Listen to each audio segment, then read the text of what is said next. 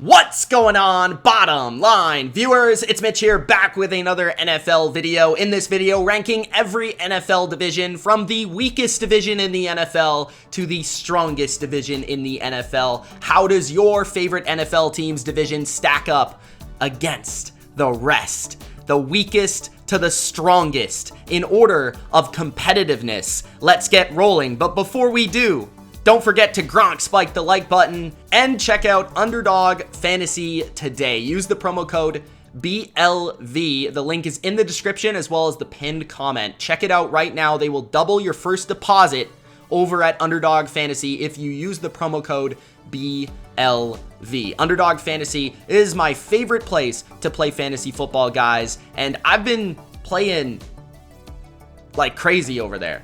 Like the drafts constantly.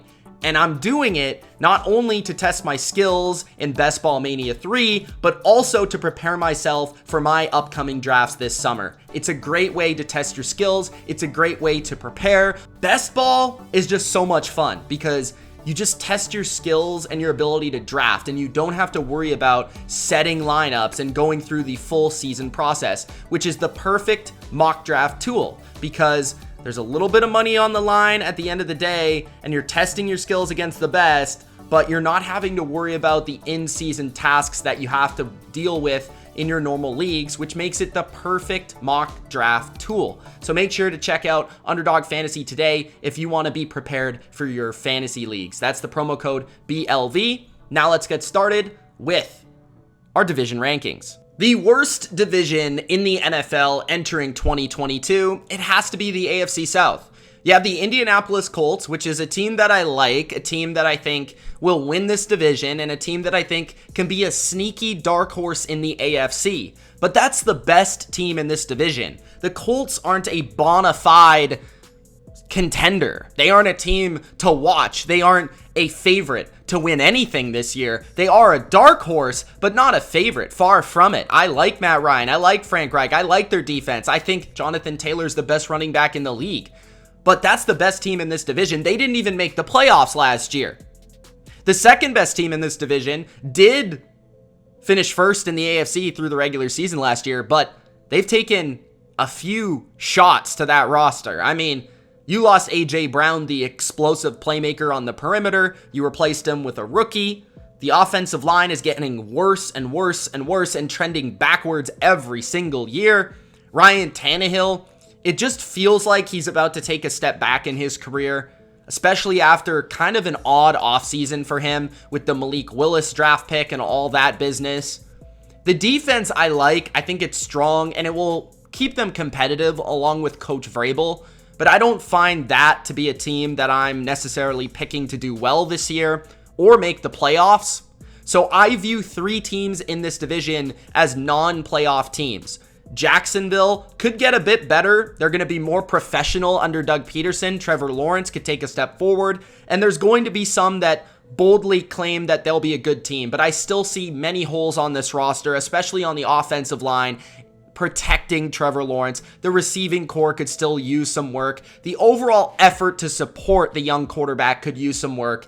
And the Texans, as much as I want them to be good and I want them to win, and I love Brandon Cooks and I like what they've been able to do, I feel like they still have a couple years to rebuild post Deshaun Watson and that whole messy situation. So the Texans are still one of the worst teams in the NFL as well. So they have two of the worst teams in the league. They have one team that's in regression mode and one team that's good but not great. That's why they're the worst division in the NFL.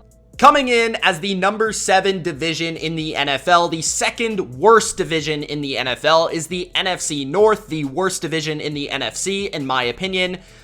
They have the Green Bay Packers, who were the number 1 seed in the NFC last year, and many people were wondering why that happened. Well, it's because the NFC North absolutely positively stinks, and it still kind of stinks right now. I think the Vikings have gotten better. I think the Lions have gotten better. I expect there to be 2 playoff teams in this division this year. Along with the Packers, I expect the Vikings to take a jump forward with the new coach and some signings to the defense. I think they're a stronger unit. But the Packers did get slightly worse, especially offensively without Devontae Adams. I don't expect them to be a true contender this year, but I do expect them to be a good football team. The Lions, while they did get better, I don't know how much better they got. It's not like they're going to jump to the playoffs to me. I feel like maybe a couple wins better is expected. And then the worst team in this division is the Bears, who got much worse on paper. Defensively, they lost a bunch of veterans and studs. And then offensively, they have no offensive line. They can't protect. Their receiving core is arguably the worst in football, if not unarguably the worst in football. Justin Fields has a lot on his back to carry this football team. I feel like the NFC North is easily the worst division in this conference. At number 6, or the third worst division in the NFL entering 2022, is the NFC South, led by the Tampa Bay Buccaneers and Tom Brady. I believe that the Bucs will be one of the premier teams, not only in the NFC, but the NFL this year. But it's about the rest of the teams in the division that I'm not so certain about. How good will Carolina be with Baker Mayfield? I expect them to be better than they were last year with the additions to the offensive line. Still a pretty strong defense. I'm suspect about the coaching, but I like Baker over Sam Darnold. I think McCaffrey coming back will provide a spark. So I expect the Panthers to be flirting with the wild card conversation. Maybe not quite there, but at least competitive. You have the New Orleans Saints, who with Jameis hopefully there for a full season, should be a more steady team in this division and more competitive week to week. Last year, they were capable of beating anybody, but they were also capable of losing to anybody. So more consistency would be nice out of New Orleans. I expect them to definitely compete for a wild card spot in this division. And then last but certainly least is the Atlanta Falcons, who are arguably the worst, least talented team in the NFL. I mean, they just don't really have anything going for them. They're a young football team. They're rebuilding. I will be excited to see the second year of this coaching staff. Marcus Mariota back as a starter, Drake London, Kyle Pitts, the young defense, especially the secondary. That will be interesting to me, but only for the purest of football fans. They pretty much stink. So Atlanta definitely holds them back from being a better division because they're clearly the worst team, and a lot of the divisions ahead of them don't have that clear, identifiable bad team in the division. At number 5, the NFC East. The NFC East is a division that is also pretty difficult to figure out because I view it as a two-team race to win the division between the Philadelphia Eagles and the Dallas Cowboys. The Cowboys won the division last year. The Eagles made the playoffs last year. So you have two teams from the playoffs a year ago in this division, but you also have a much better Philadelphia roster moving forward into 2022. You have a Dallas Cowboys team with the best quarterback in the division and plenty of talent still. And you have two teams that you could argue got better this offseason with Washington and the Giants. The Giants were dreadful last year, largely due to their coaching staff, which has been revamped, the offensive line, which has been revamped. So they should be a much better team. I'm expecting better season out of the Giants for sure. The G-Men should take a rise. The Washington football team, or the Washington Commanders as they call them nowadays, they should be better as well because they did add Carson Wentz, who's a big upgrade over what they had previously at quarterback. Even if you think Carson Wentz isn't very good, he's still better.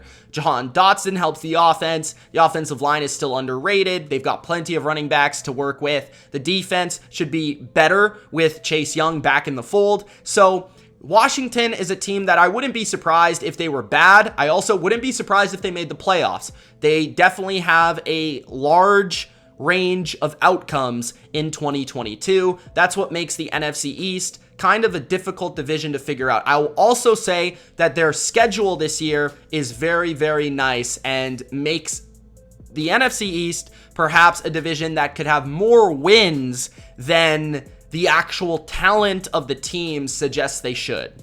The number 4 division in the NFL entering 2022 is the NFC West. And as you may notice, the NFC West has a lower projected record than the NFC East, in my opinion. And that has a lot to do with the schedule and also the competition between both divisions.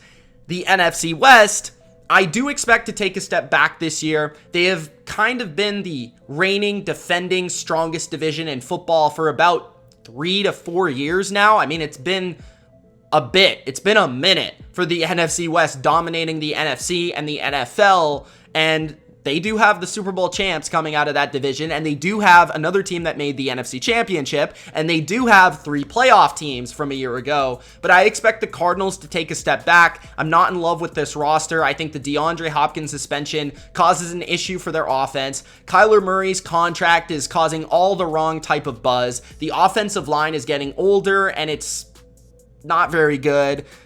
Can James Conner replicate what he did last year? I'm not quite sure. I like the Marquise Brown addition, but he's basically replacing Christian Kirk, who some people think's actually kind of good.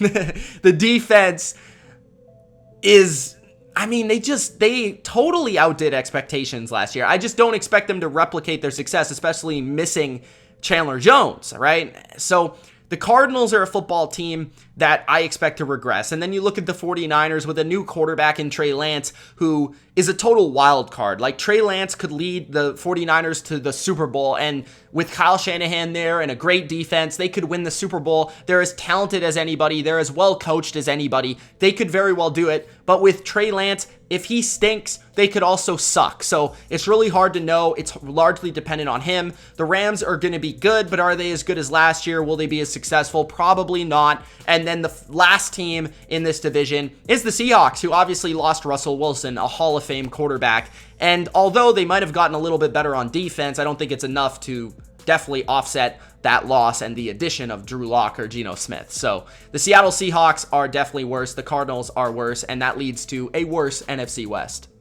The third best division in the NFL entering 2022 is the AFC East. The AFC East is very quietly pretty loaded this year, and they were good last year. When you look at it, they had a premier AFC contender in the Buffalo Bills. They had the New England Patriots, who made the playoffs. They had the Dolphins, who very well should have or could have made the playoffs last year and finished with a pretty strong winning record. And they have a New York Jets team now that maybe wasn't very good last year in rebuild mode, but has added a ton of talent on both sides of the football to look pretty good with Zach Wilson entering his second year. So this is a division with 4 teams that could be pretty competitive. Even if the Jets have a bad record, I feel like they're going to be a pain in the butt for a lot of teams because of the talent, especially on both sides of the line of scrimmage. The Patriots, of course, have Bill Belichick, and in my opinion, an ascending breakout Mac Jones this year, a better receiving core, potentially a more dangerous offense. And even though the defense might not be as good, they're still coached by Bill Belichick at the end of the day. You've got the Miami Dolphins, who have just about as good of a roster as anybody in football, but the Tua problem, a new coach, all that. So they're really competitive, especially defensively. And then the number 1 team is the favorite to win the Super Bowl. So the AFC East is pretty loaded. You could see up to 3 teams make the playoffs in this division. The number 2 division in the NFL entering 2022 is the AFC North. Obviously, the AFC North has a major caveat, and I did also include the suspension, the possibility of Deshaun Watson not playing at all or playing very, very limited games this season for the Browns, and they still ranked in second. And I feel like with Deshaun Watson, they still are second, but it's a lot more competitive than a lot of people would think for first place in the best divisions in football. So the AFC North is absolutely loaded from top to bottom, especially if you consider Deshaun Watson in this division. But you begin at the top with the Cincinnati Bengals, the AFC team that represented the conference in the Super Bowl last year. And on paper, they only got better, both in the secondary and obviously on the offensive line. More chemistry with Zach Taylor and Joe Burrow and this offense. They should be very good and explosive. And then the Baltimore Ravens should be back on track this year. They're a winning franchise. They consistently find ways to win. They've got a great young quarterback in Lamar Jackson, who I don't care what executives say, he's one of the best in football. The defense is, I think, going to be back this year, especially in the secondary with all the additions they made. Marcus Peters off of injured reserve for first and foremost. Kyle Fuller in the nickel. Safety-wise, Hamilton out of the draft. Marcus Williams from free agency. Front 7 is still pretty beastly. They never get ran on whatsoever. And the Ravens will be competitive. They have a great coach, also a great kicker. And then you have the Pittsburgh Steelers, who made the playoffs last year. I know it's kind of a joke that they made it, but they made it nonetheless. And some Steelers fans will make you believe that they have a better quarterback, although I disagree. Their offensive line should be better on paper, and they've got Najee Harris entering year 2, potentially a new and improved Chase Claypool, guys with upside like Austin and Pickens at wide receiver, Pat Freiermuth entering his second year, so that could be good. So offensively, they have some upside that I don't think a lot of people expect them to have, but they could potentially have a better offense this year. Defensively, they're definitely one of the better units in the league, even though, you know, the front maybe doesn't look as dominant on paper as it used to without Stephon Tuitt, but he's largely been injured over the years. So I feel like the Steelers are just a pain in the butt type of team. I don't think they're going to be a great team, but due to the coach, due to the skill players on their team offensively, and then the defense being strong, I think they'll be competitive in just about every game. And then you've got the Cleveland Browns. With or without Deshaun Watson, this is a very talented roster on both sides of the football, with a strong running game, a great offensive line, Amari Cooper to stress defenses and secondaries. And then you've got a defense that I think's deceptively strong, especially when it comes to the secondary. You've got Jadeveon Clowney and Myles Garrett up front. You've got a young, up-and-coming linebacking group. I think that the North is absolutely loaded, really on both sides of the ball. But the number 1 division in the NFL, as many expected, is the AFC West. I'm not going to fool you guys. I'm not going to get hot takey here. This is the AFC West. They're the best division in football. And it's not that close. You know, like I said, if Deshaun Watson were to play all 16 games, which is very unlikely, maybe the AFC North can give them a little bit of a push. But the AFC West, man, all 4 teams could not only make the playoffs, but I actually believe in my heart of hearts, I can envision all 4 teams actually going to the Super Bowl. Like, that's how good this division is. And I haven't been able to say that for quite some time. I don't even think at the peak of the NFC West, the last couple of years, that I've been able to say that about those teams and that division. So this just speaks to how competitive this division is. I think the Chargers are the most talented team, but a lot of people will question their experience and their lack of success over the years, despite great talented rosters. But to me, they have a great defense, a great offense, a great quarterback, an up-and-coming coach. They have all the pieces. The Chiefs are still the Chiefs with Patrick Mahomes and Andy Reid. They perhaps got younger, faster, and better on defense maybe. And the offense, while they don't have Tyreek Hill, they've got more depth and a strong offensive line. So the Chiefs will still be relevant and still be competitive. You've got the Raiders, who have arguably the most exciting and interesting offense entering this season, with Darren Waller, Hunter Renfrow, Devontae Adams added to the mix. Derek Carr, really, I think, playing his best football ever. Josh Jacobs, Josh McDaniels calling the plays. And a Raiders defense that I feel like week to week is going to be a lot more consistent and a lot more challenging scheme-wise because of the coaching. They've got a powerful pass rush up front. They have a really underrated group of corners and secondary players that I think is going to take the league by storm with how surprising it is. And the 4th and final team in the strongest division is the Denver Broncos with Russell Wilson. Like, that's really all I got to say, but they've got Javonte Williams in the backfield, a receiving core that's deep and talented and diverse. They've got an offensive line that's underrated. They've got a new coaching staff. We'll see what they can bring. A defense that's pretty talented. You know, they have very limited holes, and they were pretty good last year. I feel like the Broncos could be as good as any team in this division, and they're probably the team in this division that I just have the most question marks about. So those are my division rankings. Let me know how you would rank every division this season entering 2022. It's Mitch. Thank you so much for watching. We'll see you in the next NFL video. Peace.